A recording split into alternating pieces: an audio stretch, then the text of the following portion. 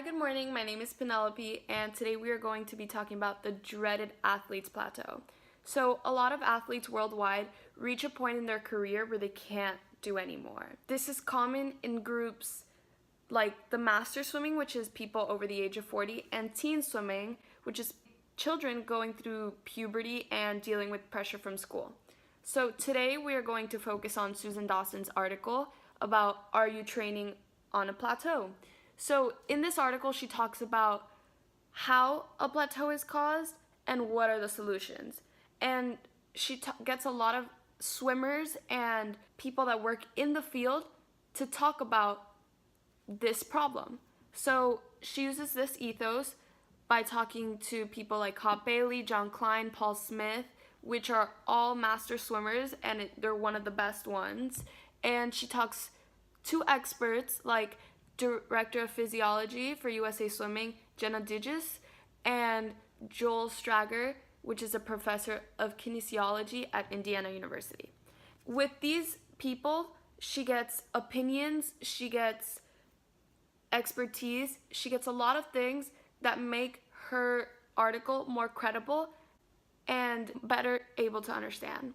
She also gets examples from Dana Torres and Michael Phelps and Ian Thorpe, who are experienced swimmers who have reached a point in their career where they thought they couldn't do more, but with the help of experts, they were able to surpass this plateau.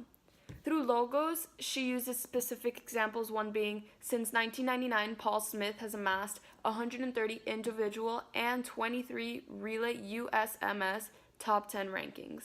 This gives the credibility of each of her sources. So it allows us to see how experienced these people really are. They've been able to succeed in their career, and they are also talking to us about something that once happened to them, which is their plateau, and how they overcame it. Dawson also uses things like similes, metaphors, questions, and diction throughout her whole article to really grasp the attention of the audience. So an example could be Torres exhaled those negative thoughts like so many underwater bubbles as she rocketed through the water in the Olympic trials at Omaha. So this gives you that imagery that you need to understand what these swimmers are thinking and how these swimmers are feeling in that moment. So it just gives you the whole idea of how a plateau can affect someone so good at what they do. And another thing that Dawson uses is solutions. She gives you a solution to all the problems. She tells you that swimmers should establish clearly defined goals to stay motivated and adhere to their training programs regardless of whether they intend to compete, meaning if you do these things, you won't reach the plateau, or if you're already at a plateau, you can overcome it using this. She also says stretching should be a part of your everyday routine, which is really important because once your muscles tighten, there's a chance that they may never go back to what they were before.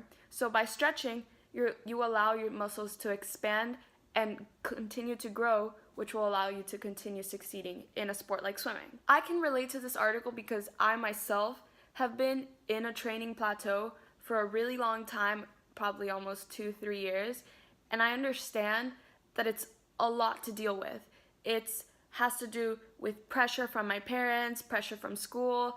I did the same sets, the same training for over 3 years, and it consisted of 4 hours of swimming a day, and it was always the same thing. And that got me to a point where I felt like I couldn't do more, which in my second article, it talks about the problem that I'm feeling and the problem that I have to deal with every day. So this article is called The Dreaded Plateau, Causes and Cures. So it explains to me what causes my problem, talks to me about the problem, and tells me how to fix it. So to keep me a little more intrigued, they also use metaphors to allow me to really understand what they're talking about, because they say, at worst, they prompted talented swimmers to leave the sport they have shed blood, sweat, and tears for.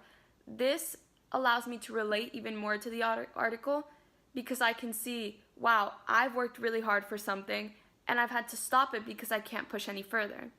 It also tells me that swimmers that are in this situation, especially teen swimmers, have this problem because of all the stress that they have, puberty that they're going through, pressure from their parents, and it's a lot of these things. They talk about how all of this creates the bigger problem, which is the plateau.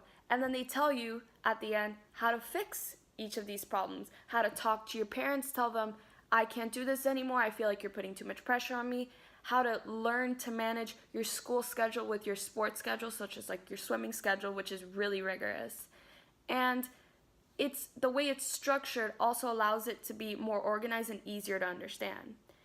So that's my take on the swimmer's plateau, and I feel like both articles are able to teach you and allow you to see what causes this problem and how you can fix it. And I hope that one day it'll help me along with many other swimmers.